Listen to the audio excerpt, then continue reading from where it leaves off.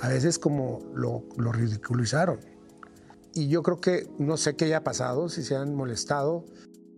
Eran ídolos, no de mármol ni de bronce, sino de carne viva con miradas que desafiaban al mundo y voces que podían incendiar una arena entera. Entre ellos estaba Pablo Montero, el muchacho de Torreón, que convirtió el sombrero y el traje de charro en su segunda piel. En el escenario parecía indomable, dueño de un carisma que le abrió puertas en la música ranchera y en la televisión, pero tras el telón se libraban batallas que nunca salían en las revistas, porque detrás de cada ovación había sombras de envidia, roces de orgullo y heridas que sangraban en silencio. Y Pablo, con esa voz rasposa, marcada por la vida, las conoció de cerca, las arrastró como un peso que ni el tequila ni la fama pudieron borrar.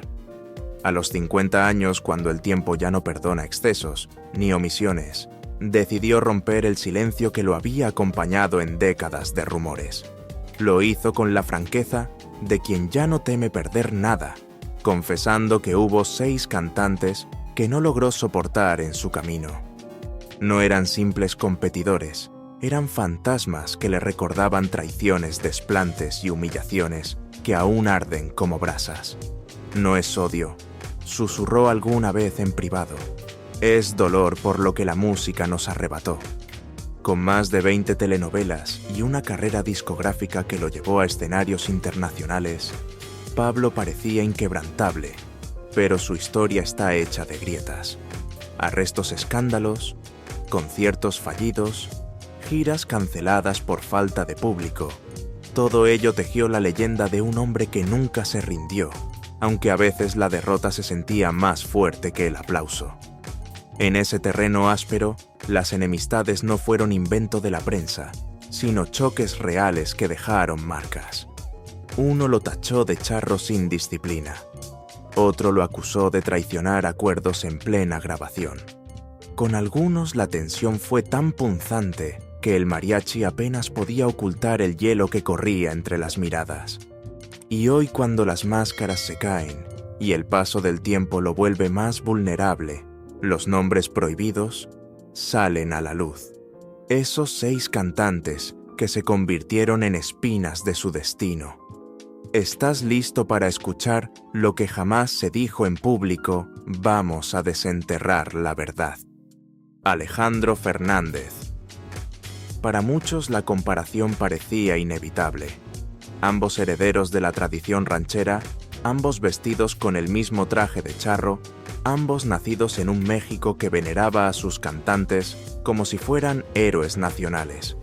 Sin embargo, detrás de la aparente fraternidad, Pablo Montero y Alejandro Fernández vivieron una relación marcada por el filo del desencuentro. El origen del conflicto se remonta a los años 90, cuando Montero comenzaba a abrirse paso en la música ranchera, y los medios lo señalaban como el nuevo ídolo del género. En aquel entonces, Alejandro ya cargaba con el peso de un apellido legendario, el de su padre, Vicente Fernández, el indiscutible charro de Huentitán. La prensa alimentó la narrativa del choque entre el heredero legítimo y el joven que llegaba con hambre de gloria. Las tensiones se agudizaron en el nuevo milenio, cuando Pablo interpretó a Vicente Fernández en una serie biográfica. Para algunos fue un honor, para otros un sacrilegio. Entre esos otros dicen, estuvo Alejandro. Los rumores hablaban de llamadas tensas, de frases lanzadas con desprecio, de la incomodidad de ver a un colega ponerse en la piel de su propio padre. Aunque Alejandro nunca lo declaró abiertamente en los pasillos de Televisa, se comentaba que aquella interpretación había abierto una herida que no cicatrizaría. Pablo, con su estilo impulsivo, lo justificaba diciendo que era un homenaje, no una usurpación, pero las miradas frías en eventos públicos decían más que cualquier comunicado. Lo cierto es que el público percibía la rivalidad. En 2003, Alejandro Fernández vendía más de 2 millones de copias con Niña amada mía, mientras que Pablo apenas alcanzaba discos de oro con ¿Qué voy a hacer sin ti? La diferencia numérica no era solo cuestión de ventas, era un recordatorio constante de quién dominaba el escenario internacional y quién luchaba por sostener su espacio. Pablo, orgulloso, no aceptaba la idea de ser sombra. Prefería la etiqueta de outsider antes que el apodo de Segundo Fernández. Con los años, las trayectorias tomaron caminos distintos. Alejandro conquistó escenarios en Madrid, Buenos Aires y Los Ángeles con giras que llenaban estadios. Pablo, en cambio, enfrentaba titulares que hablaban de cancelaciones de escándalos y de boletos que apenas se vendían. En 2025, un periódico de Chihuahua reportó que solo había logrado vender un boleto para un concierto, y la noticia se viralizó como símbolo de una caída dolorosa. Dicen que Alejandro en privado lo comentó con ironía, mientras Montero lo recibió como una daga más en la espalda.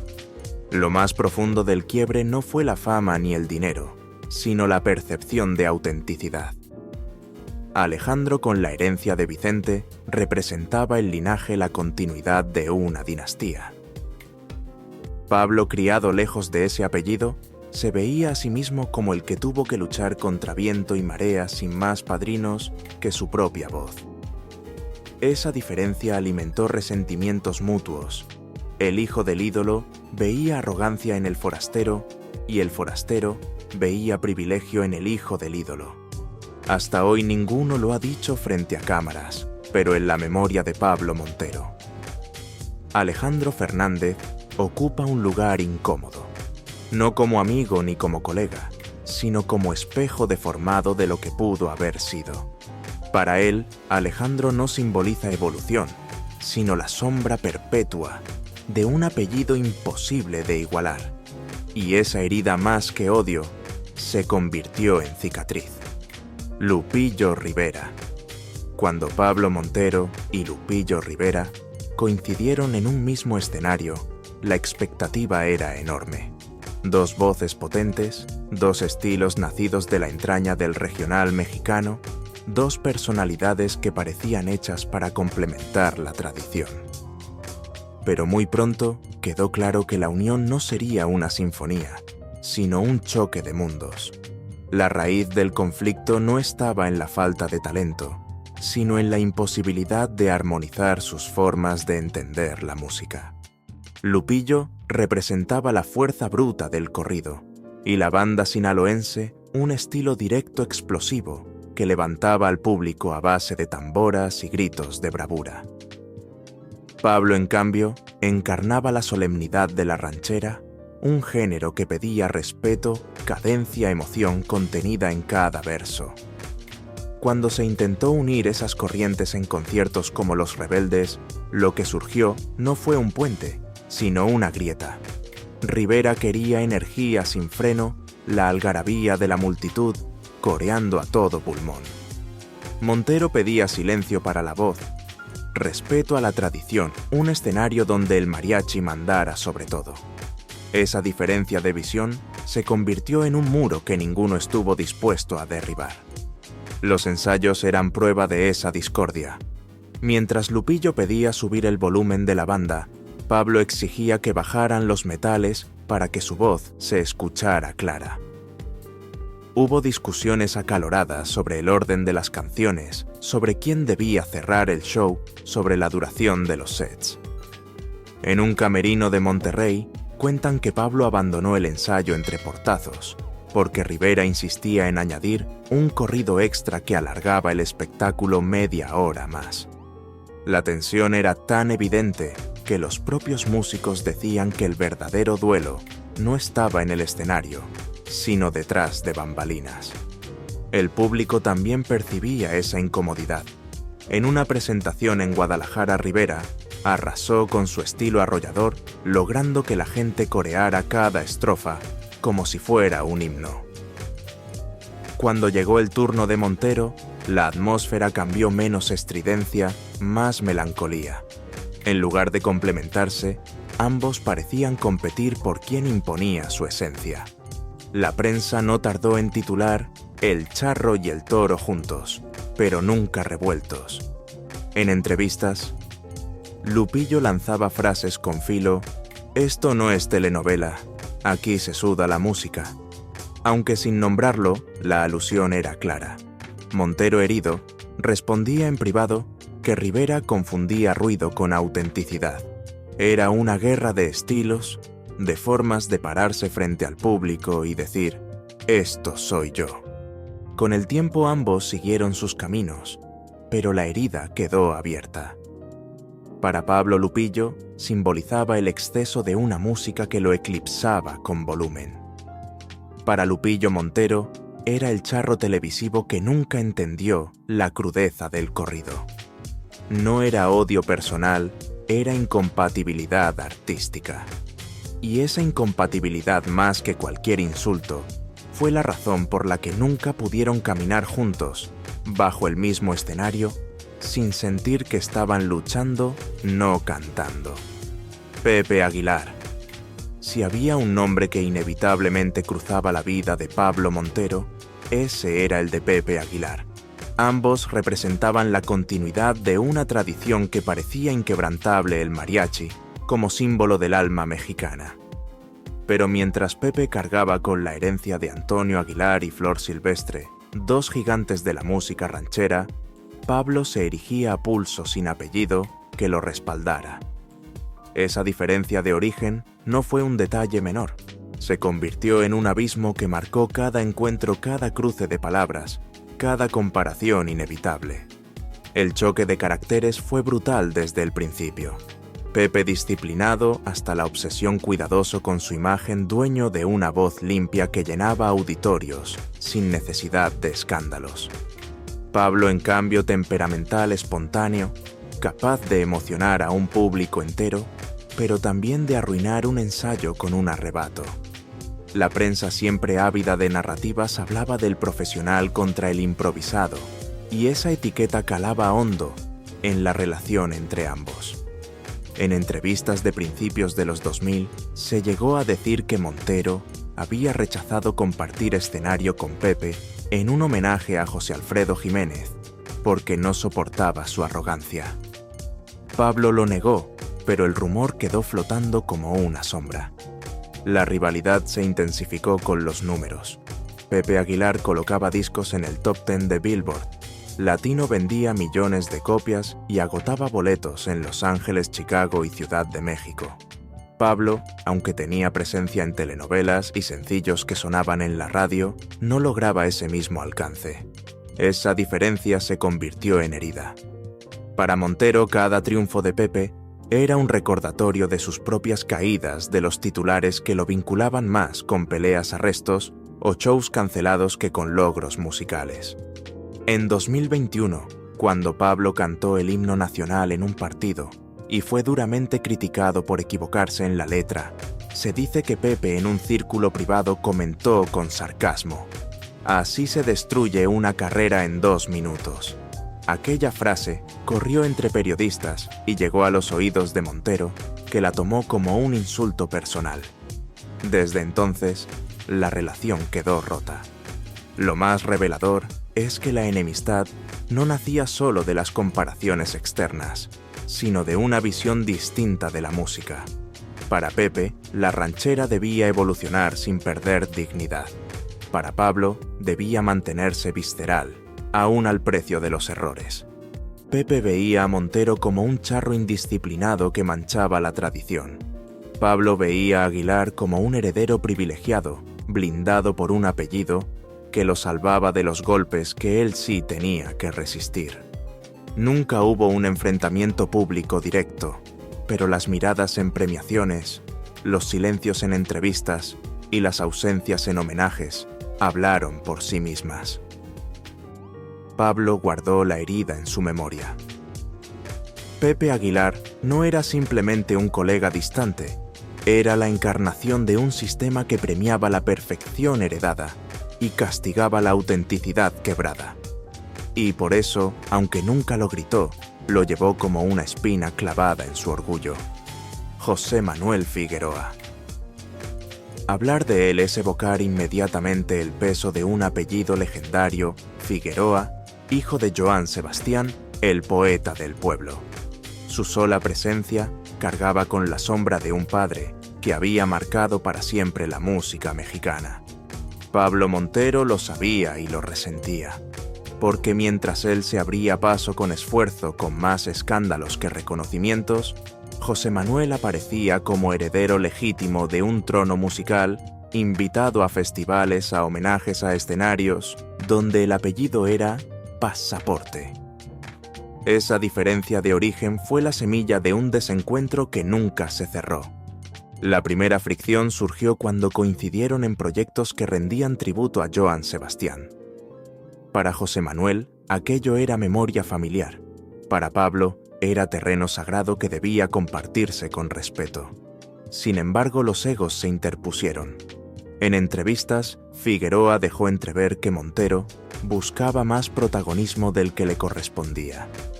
Pablo, orgulloso, replicaba en privado que José Manuel se creía dueño de la música de su padre, como si el legado no perteneciera también al pueblo que lo cantaba.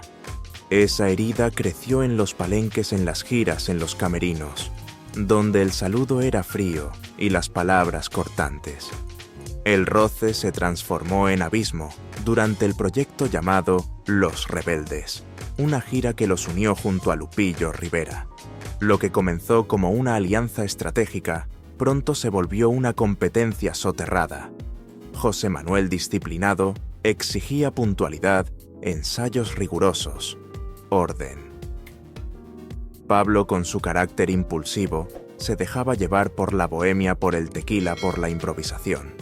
Las discusiones eran constantes. Testigos afirman que hubo noches en que los músicos escuchaban gritos en los camerinos, reproches sobre quién debía cerrar el show o quién había acaparado más tiempo frente al público. El público, por supuesto, percibía la tensión. En un concierto en Guadalajara, las ovaciones fueron más intensas para Figueroa y Pablo abandonó el escenario con gesto sombrío. Días después, la prensa recogió rumores de que Montero había jurado no volver a compartir gira con él. Y aunque ambos intentaron guardar las formas, la distancia se volvió evidente. José Manuel continuó cultivando su carrera como heredero del legado de Johann Sebastián, mientras Pablo quedaba atrapado en titulares que hablaban más de pleitos y caídas que de éxitos musicales. Lo más doloroso para Montero fue que en el fondo admiraba a Johann Sebastián y hubiera querido tener con su hijo una relación de fraternidad artística. Pero lo que encontró fue un espejo de sus propias carencias, la disciplina que él no siempre tuvo, el respaldo, que nunca disfrutó, la estabilidad que siempre le fue esquiva. Para José Manuel, Pablo representaba la inconstancia, el desorden, el hombre que con talento podía brillar, pero que siempre terminaba ensombrecido por sus propios excesos. En la memoria de Montero, José Manuel Figueroa no es solo un colega distante, es la encarnación de la herencia contra la cual tuvo que luchar toda su vida.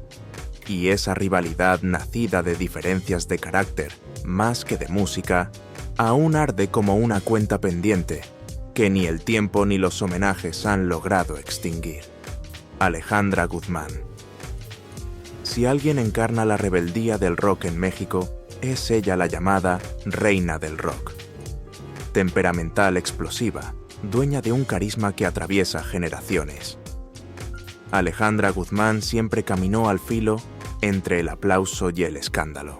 Con Pablo Montero, el choque era inevitable. Dos personalidades volcánicas, dos temperamentos de fuego, dos artistas acostumbrados a hacer de la vida privada un espectáculo paralelo a sus carreras.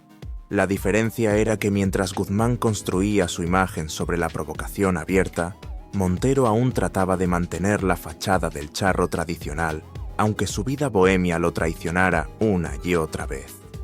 Las tensiones comenzaron en los primeros años 2000, cuando coincidieron en presentaciones de televisión. Ella, acostumbrada a improvisar, a desafiar los protocolos con frases mordaces, no tenía reparos en exhibir defectos ajenos. Pablo en más de una ocasión se sintió blanco de esas bromas. Testigos de camerinos cuentan que la Guzmán lo llamó galán de telenovela, con voz prestada un dardo que Montero jamás olvidó.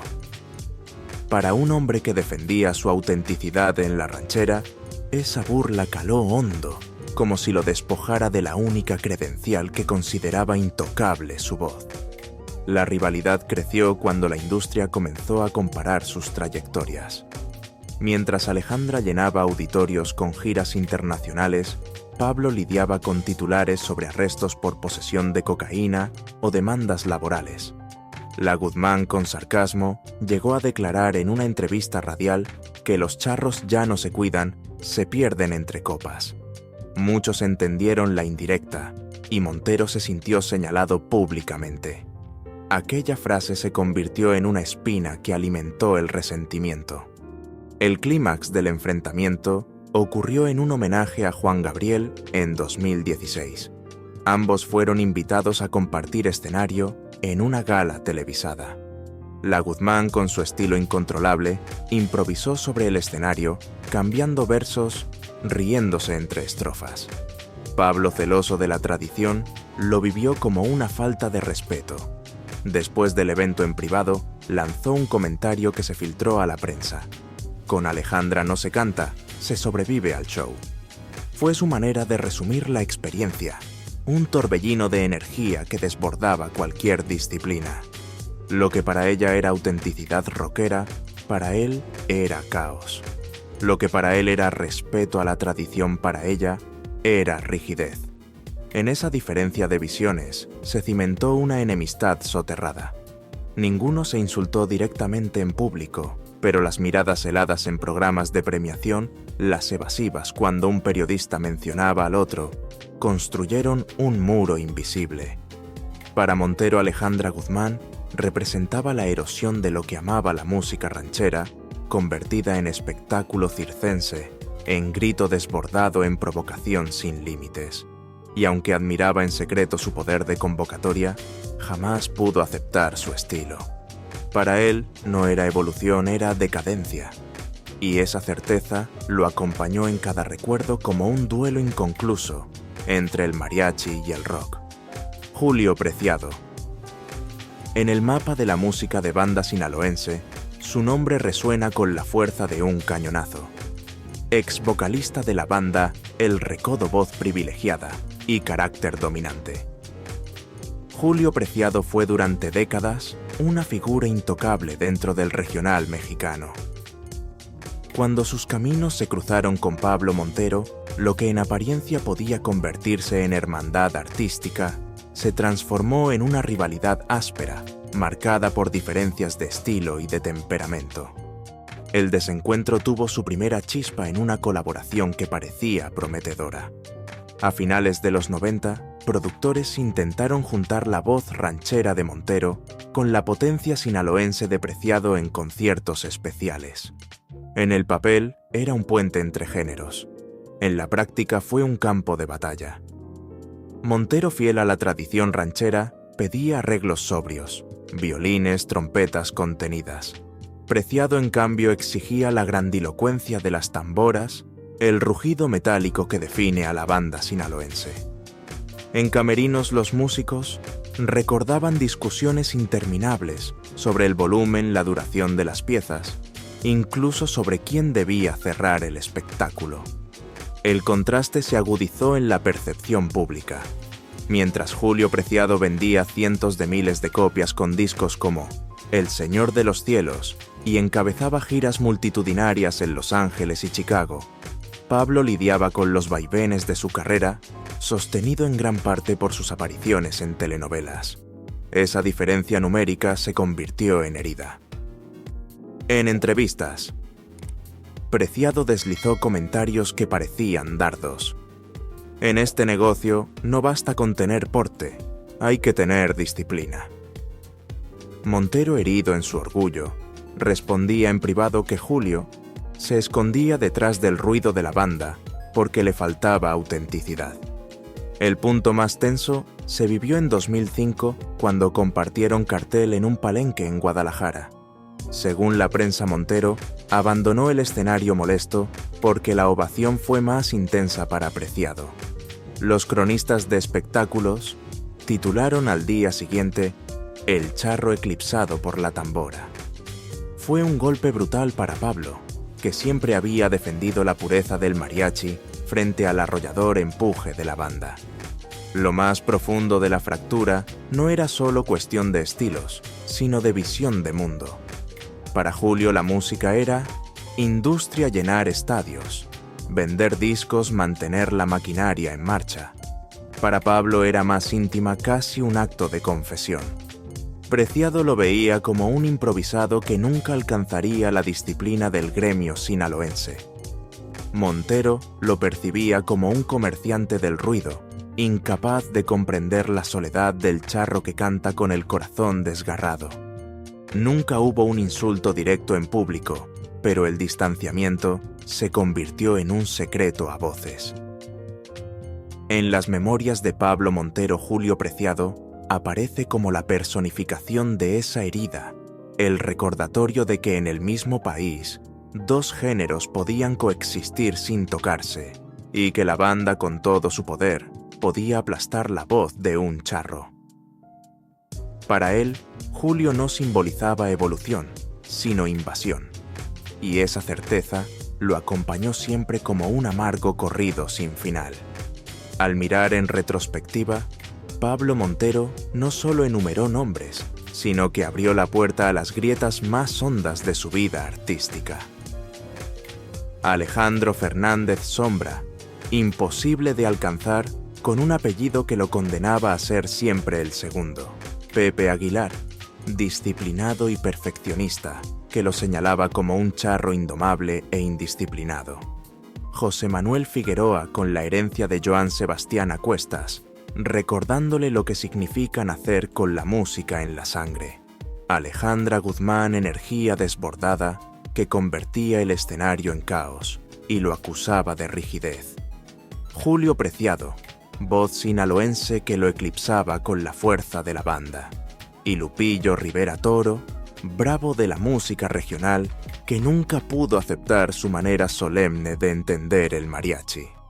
Cada uno fue más que un rival, fue un espejo donde Pablo se miró y encontró sus propias fracturas. La comparación con Alejandro lo hacía sentirse disminuido. La exigencia de Pepe lo dejaba en evidencia. El linaje de José Manuel le recordaba que no todos parten desde el mismo punto. La irreverencia de Alejandra lo hacía sentir fuera de tiempo. La potencia de Julio le mostraba un público que prefería estruendo, antes que silencio. Y el estilo explosivo de Lupillo le gritaba que la música ya no se consumía con respeto, sino con voracidad. Al final lo que Pablo confesó no fue odio, sino melancolía.